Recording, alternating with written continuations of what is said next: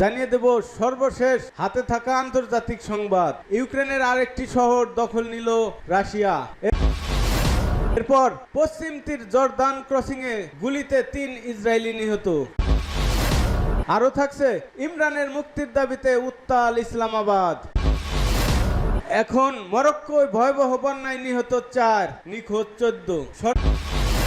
সর্বশেষ নাইজেরিয়ায় জ্বালানি ট্রাক বিস্ফোরণ, নিহত 48। এতক্ষণ শুনছিলেন সংবাদ শিরোনাম, এখন বিস্তারিত।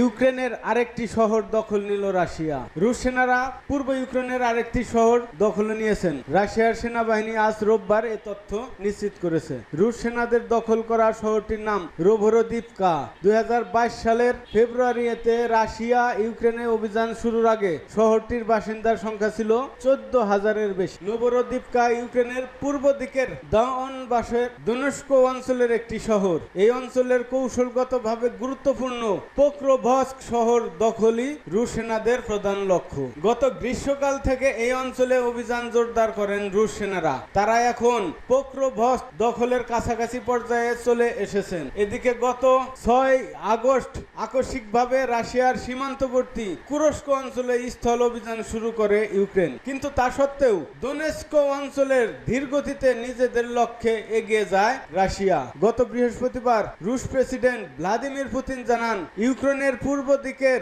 দনবাস দখলই তার প্রধান লক্ষ্য।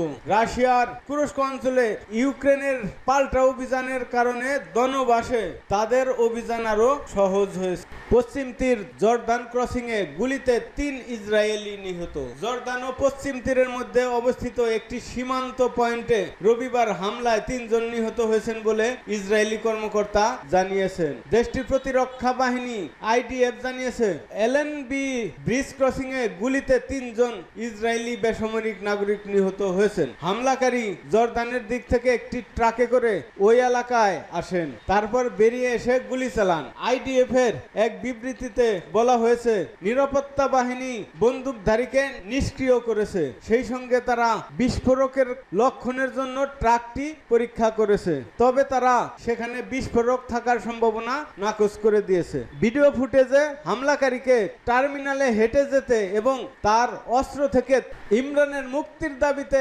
উত্তাল ইসলামাবাদ। পাকিস্তানের সাবেক প্রধানমন্ত্রী ও তেহরিকে ইনসাফ পার্টির প্রধান ইমরান খানের মুক্তির দাবিতে বিক্ষোভে উত্তাল দেশটির রাজধানী ইসলামাবাদ। ইমরানের দল মনে করে রাজনৈতিক উদ্দেশ্য গত 1 বছরের বেশি সময় ধরে কারাগারে বন্দী করে রাখা হয়েছে তাকে। রোববার দেশটির সাবেক এই প্রধানমন্ত্রীর মুক্তির দাবিতে ইসলামাবাদ জড়ো হয়েছিল হাজার হাজার নেতাকর্মী। তাদের দাবি, অবৈধভাবে কারাবন্দী ইমরান খানকে অবিলম্বে মুক্তি দিতে হবে। এ খবর দিয়েছে অনলাইন আল জাজিরা। এতে বলা হয়, ইমরান খানের মুক্তির দাবিতে তার দল তেহরিকে ইনসাফ পার্টির ডাকা বিক্ষোভ সমাবেশে ইসলামাবাদে জড়ো হয়েছিল দলটির হাজার হাজার নেতাকর্মী। এবছরের ফেব্রুয়ারিতে পাকিস্তান যে জাতীয় নির্বাচন হয়েছে তা বেশ বিতর্কের জন্ম দিয়েছে। বিতর্কিত ওই নির্বাচনের পর রাজধানীতে প্রথমবারের মতো নিজেদের মরক্কোয় ভয়াবহ বন্যায় নিহত 4, নিখোঁজ 14। ভয়াবহ বন্যার কবলে ভেসে গেছে মরক্কোর দক্ষিণাঞ্চলের বেশ কয়েকটি এলাকা। এতে এখন পর্যন্ত 4 জন প্রাণ হারিয়েছেন বলে জানিয়েছে স্থানীয় কর্তৃপক্ষ।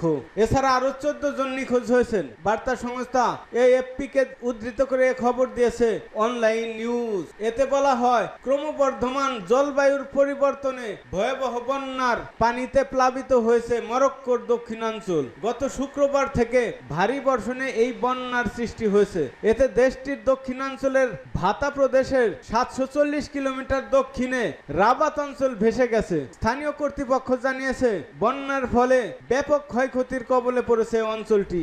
এতে সেখানে আরো প্রাণহানির আশঙ্কা রয়েছে বলে ধারণা সংশ্লিষ্টদের। বন্যায় এ পর্যন্ত কমপক্ষে 8টি বসতবাড়ি পুরোপুরি ভেসে গেছে। মরক্কোর জেনারেল ডিরেক্টর অফ মেটিওরোলজি মেট্রোলজির মুখপাত্র লুসাইন ইউয়াবদ বলেছেন, দক্ষিণ মরক্কোর অঞ্চলগুলো গভীর অস্থিতিশীল। নাইজেরিয়ায় জ্বালানি ট্রাক বিস্ফোরণ, নিহত 48। আফ্রিকার দেশ নাইজেরিয়ার উত্তর মধ্যাঞ্চলের নাইজার রাজ্যে জ্বালানি ভর্তি ট্রাকের সঙ্গে গবাদি পশু বহন করা একটি ট্রাকের ভয়াবহ সংঘর্ষে বিস্ফোরণের ঘটনা ঘটেছে। এতে অন্তত 48 জনের মৃত্যু হয়েছে। বিস্ফোরণের পর আশেপাশে থাকা গাড়িতে আগুন ধরে যায়। স্থানীয় সময় রোববার এ দুর্ঘটনা ঘটেছে বলে জানায় দেশটির emergency response agency. Emergency response এজেন্সির পরিচালক আব্দুল্লাহি বাবা আরব জানান, প্রাথমিকভাবে 30টি লাশ পাওয়া গেছে। পরে আরো 18টি মৃতদেহ উদ্ধার করা হয়। সবাই পুড়ে মারা গেছেন, তাদের গণদাফন করা হয়েছে।